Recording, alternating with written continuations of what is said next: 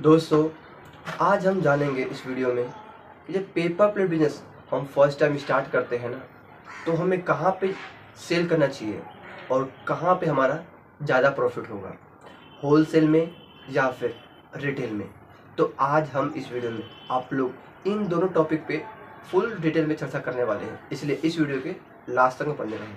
और हाँ, अभी तक आप लोग ने हमारे चैनल पे नए होंगे तो सब्सक्राइब करके बेल आइकन पे जरूर करें, ताकि इस तरह का नए नए वीडियो आप लोग पर जल्द से जल्द पहुँचे। तो आइए दोस्तों, अब हम जानते हैं जब हम paper plate business first time start करते हैं तो ज़्यादा फ़ायदा हमारा किस में होता है, होलसेल में या फिर रिटेल में। क्योंकि जब हम पेपर प्लेट बिजनेस स्टार्ट करते हैं ना, तो हम लोग को लगता है कि होलसेल में जब हम सेल करते हैं तो हमारा ज़्यादा फ़ायदा उसी में होता है।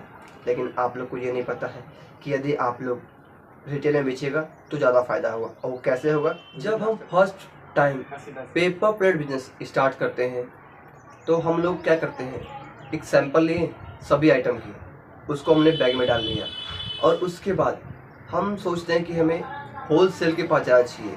क्योंकि जब हम होलसेल के पास जाएंगे तो एक बार में वो हमारा 1 बोरा 2 बोरा 4 बोरा 10 बोरा माल लेगा एक बार में, और हमें ज़्यादा घूमने की ज़रूरत नहीं पड़ेगी। हम लोग यहीं पहले गलती कर देते हैं। क्योंकि देखिए, अगर आप होलसेल के पीछे भागिएगा ना, तब होलसेल के बहुत सारे नखरे होते हैं। सबसे पहले वो क्या कहेंगे, जब उनके पास जाइएगा तो उनको जब अपना प्रोडक्ट दिखाइएगा तो कहेंगे कि यार बाद में आइएगा, हमारे पास माल है। नेक्स्ट के पास जाइएगा तो कहेगा आपका रेट बहुत ज़्यादा है, कुछ कम कर लीजिए। जब नहीं लेने का मन हुआ तो ये कहेंगे। फिर दूसरे के पास जाइएगा तो कहेगा यार अभी तो हमारे पास माल है, फिर कभी आइए। फिर हम और आगे जाते हैं, किसी और से बात करते हैं तो वो कहेंगे कि यार आपका रेट तो बहुत ज़्यादा है, इससे कम में तो हम आपको दे देंगे। जब हम ये बात सुनते हैं ना तो हम कंफ्यूज हो जाते हैं। हम सोचते हैं कि यार सारा सेटअप हम लगा के हमें इतना का प्रॉफिट हो रहा है और ये माल किसी और से ख़रीद के इससे कम में हमें कैसे दे देता है। बस यही हम लोग कंफ्यूज होते हैं कि क्या होता है ये दिक्कत। देखिए, जब आपसे कोई माल लेना नहीं चाहेगा ना तो ये सारे बहाने बनाएगा। इसीलिए आप फर्स्ट टाइम जब पेपर प्लेट स्टार्ट करते हैं ना, तब होलसेल के पीछे ना जाके आप रिटेल में सेल कीजिए। देखिए, रिटेल में क्या होता है, रिटेल में आपको बहुत ठेले को बात करना पड़ेगा, ठेले के पास जाना पड़ेगा, उनसे बात करना पड़ेगा और उन्हें अपना माल दिखाना पड़ेगा।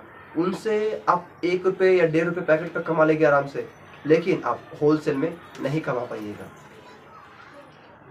जितना नखरा होलसेल वाले करते हैं ना, उससे बहुत कम नखरा, यानी ना के बराबर रिटेल वाला करता है। उन्हें क्या होता है, वो रोज़ 20 पैकेट 50 पैकेट रोज़ लेते हैं। इसीलिए यदि आप लोग first time paper plate business start किए हैं ना, तो आप रिटेल में सेल कीजिए। आप किसी ठेले के पास जाइएगा, बोलिएगा भैया हम पेपर प्लेट बिजनेस स्टार्ट करते हैं, तो क्या आपको पेपर प्लेट चाहिए? तो कहेंगे हाँ, दिखा दो अपना सैंपल। उसको आप सैंपल दिखाइए, वो आपसे प्रोडक्ट ले लेगा। 20 पैकेट 50 पैकेट एक ठेला वाला रोज़ लेता है।